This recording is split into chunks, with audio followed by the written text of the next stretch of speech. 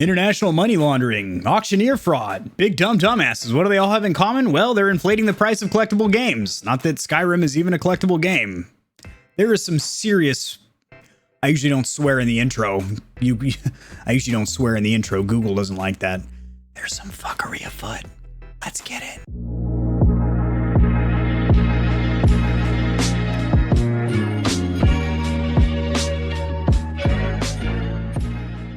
Alrighty, Stallions, sharing my screen over here. We have an article pulled up from Kotaku. Will be cited or sourced in the description below, as I do anytime I cover any news in the gaming community or industry. Someone bought a copy of Skyrim for $600 in 2021. Well, guess what? Surprise, surprise, it's Heritage Auction House yet again. There is one of three things going on here. I'm going to break it down lickety-split and lick your clit. The first one would be some kind of auctioneer fraud or scam, which I think is most likely the case here. I'm not smearing slander on this company or anything like that. I'm not going to jeopardize my beautiful, sexy, succulent, growing YouTube channel for something like this, but there's a ton of substantiated evidence in the past around Heritage Auction House running blatant scams, using their employees as fake bidders to drive up the price of these items, which, by the way, we looked up 3 days ago. I did a video when I covered the news of a Mario 64 cartridge, WATA graded, sealed in box, selling for $1.5 million. It is worth around $10,000 to $16,000. So clearly that is not right. That doesn't add up. You know, the numbers, Mason, the numbers don't add up for my Black Ops fans out there. So most likely some kind of fraud here going on, whether that's fake bids or the next one that you might want to look into would be money laundering, some kind of international money laundering. So some rich dude, who I'm sure he made his money completely within the confines of the law and whatnot. I'm sure it wasn't, you know, a drug dealer or a pimp or anything like that, but, you know, has a large sum of money that he needs to clean or launder. So basically he funnels that into buying a copy of a game, putting it into a different account or a low tax or no tax long-term investment, buying a collectible like a video game. Money laundering, or trying to transfer from one account to an offshore account. So that's how it was funneled through this game. That's a possibility. Or it's just a rich, dumb asshole. And, you know, here's the thing. If you're wealthy, that's awesome. But don't you want to preserve your wealth so you can continue to be wealthy? Like, money's difficult to accumulate, but once you have a large lump sum of it and you're quite lucrative in your life and your businesses, don't you want to preserve that by not spending you know, 60,000% more than what a game is worth? And, you know, for example, guys, if I come over here to pricecharting.com, which is what I use anytime I'm trying to buy a retro console, accessory, controller, etc. games, you know, and Skyrim is not even retro or nostalgic or vintage. It's from the Xbox 360. So if you are looking for a loose one just to play, you can pick them up for an average price of $3.94, according to this, based on tons of historical data from sales, as you can see from this chart here. Complete, so brand new in box with the instruction manual and everything, but not sealed in its cellophane, about $6.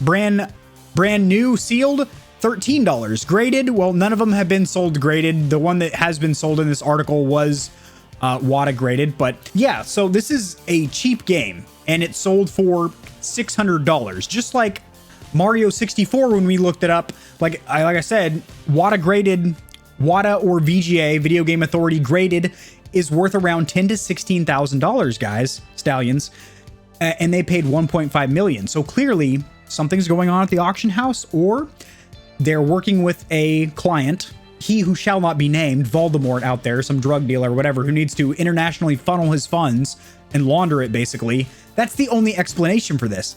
Now, what is it doing for retro games?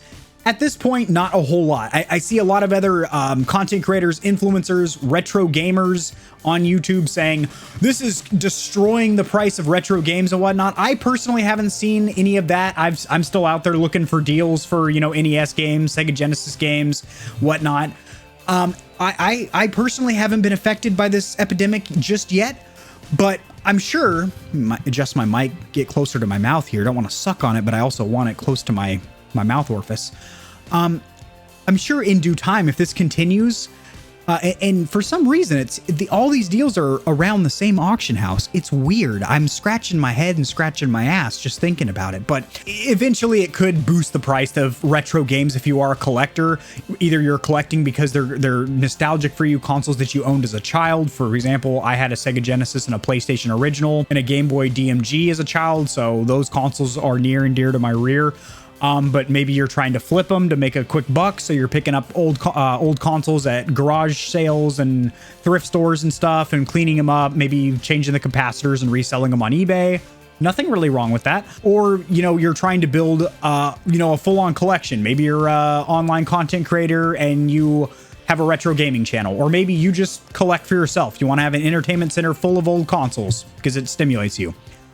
None of those are wrong. What is wrong is what's going on here. And all these journalistic platforms are also raising their eyebrows as to what's going on. It was part of the same lot of items that included the outrageously expensive Mario 64, which also sold the same day for 1.5 million, with onlookers raising eyebrows and wondering what is really going on. Well, I've broken down the 3 things that I think would be really going on, which would be big dumb dummies, just literally wanting to waste their money. I mean, at that point, you're getting to the point where in the winter, instead of turning on the heat in your house, take a firing barrel and burn your pesos, your ducats, your buffalo nickels, your shekels, whatever local currency you use, your Da Vinci Code ducats, because you're basically throwing out your money anyway, dude. Or it's something a little bit more nefarious. Scam? I don't know. I'm not saying it. Scam, boys. I'm usually quick to blame the rich, but in this case, the price is just low enough. It's not low for a game, any game. $600, come on now. It's actually more than my first car, like 110% honest. Harley. My dog was like having a nightmare in there. She was like whimpering. It's weird. But in this case, the price is just low enough that it's very likely a diehard Elder Scrolls fan who bought this to add to their collection.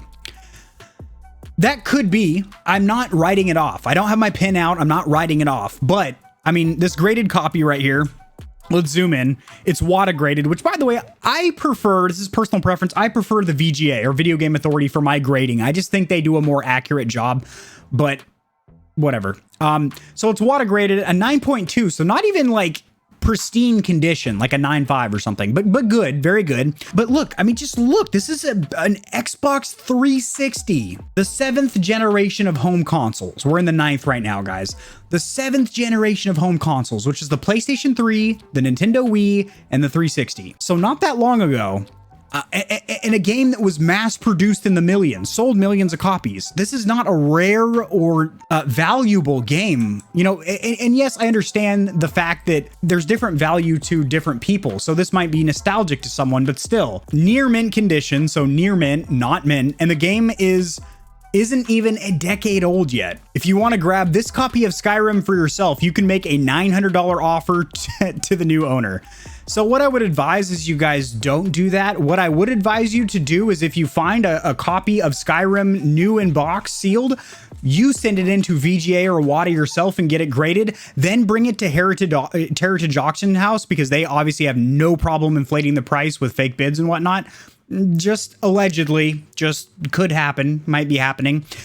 And then you could be one of the people that's pocketing an astronomical amount of cash. So all I gotta say, Stallions and Stallionettes, is that this just seems a little odd. Kind of like my hair right now. It's all messed up because I've been working in this room. Put up that wall, by the way. Sheet by sheet, brick by brick. Call me a real mason doing some masonry work. Maybe not masonry because they're not stone, they're plastic. But anyway. Been doing a lot of work in this room here. The Gamer Heaven 2.5 is coming soon. Video showcasing this room. There's some sweet, muy caliente stuff going on here. Very hot. What's also hot is the water that this company is going to be in soon when they start getting investigated, because there's clearly some fraudulent T. McFrauderson, or some Skid McMarks going on here, guys. That is going to do it. I will see you in the next video, which shall be tomorrow, because I upload daily. If you like the video, go ahead and show it to the world by taking your thumb and shoving it not up your rear end, your tuchus, your rumpkin, but on the like button. Oh, almost forgot. Subscribe for more content like this. I cover a metric shit ton is the medical term, of news in the gaming community and industry, as well as tutorials getting you started streaming and YouTubing, as well as retro console builds, and I will see you guys tomorrow. I can't wait.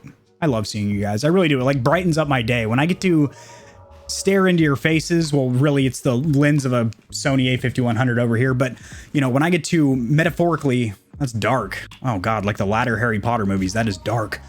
When I get to stare into your guys' brown eyes, it does give me enjoyment. I'll see you guys tomorrow.